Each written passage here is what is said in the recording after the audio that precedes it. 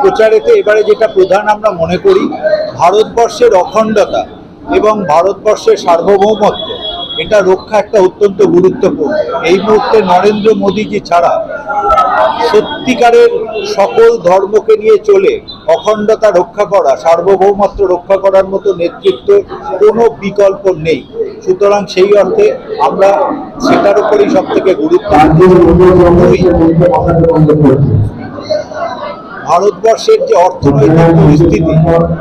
অর্থনৈতিক পরিস্থিতি 1991 সালে poorest of the poor country ছিল, সেই অর্থনীতিকে আজকে ভারতবর্ষ পৃথিবীতে 10ম অর্থনৈতিক শক্তি হিসেবে আত্মপ্রকাশ করেছে। আগামী দিনে সেটা তৃতীয় অর্থনৈতিক শক্তি হিসেবে উঠে যাচ্ছে।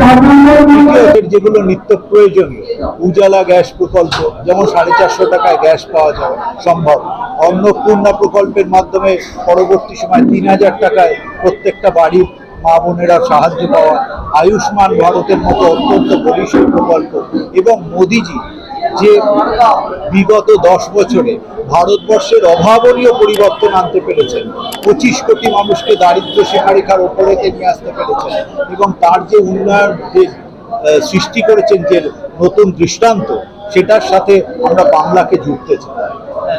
পাটা বিধানসভাতেই কার্যালয় উদ্বোধন হয়েছে, শুধু আনুষ্ঠানিক উদ্বোধনের একটি জায়গা বাকি আছে। আজকে তো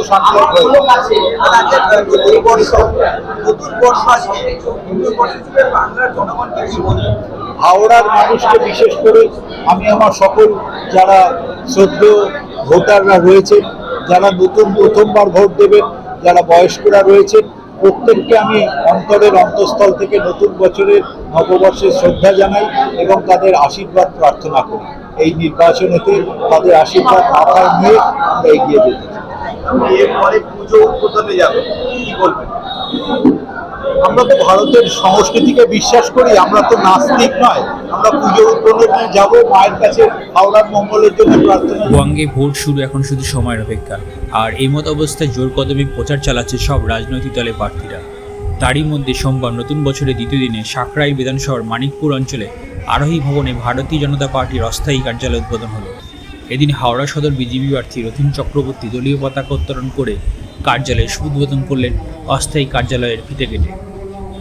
এদিন অনুষ্ঠানে উপস্থিত ছিলেন সাঁকরাইল বিধানসভার সমস্ত কার্যকর্তা, 3-4 নম্বর মণ্ডল প্রেসিডেন্ট, প্রাক্তন বিধায়ক শীতল সর্দার, হাওড়ার সদরের বিজেপি প্রেসিডেন্ট, জেলা সভাপতি সহ বিশিষ্টরা। হাওড়ার সকল ভোটারের কাছে নতুন বছরের শুভেচ্ছা জানিয়ে ভারতীয় জনতা পার্টির পাশ থেকে তাদের আশীর্বাদ মাথায় নিয়ে আসন্ন লোকসভা নির্বাচনে জিতে মানুষের জন্য কাজ করতে চান রথীন চক্রবর্তী। ভারতীয় সংস্কৃতিকে বিশ্বাস করে বিজেপি, তাই মায়ের কাছে হাওড়াবাসী মঙ্গল কামনা কথাও এদিন শোনা গেল রথীন চক্রবর্তী গলায়।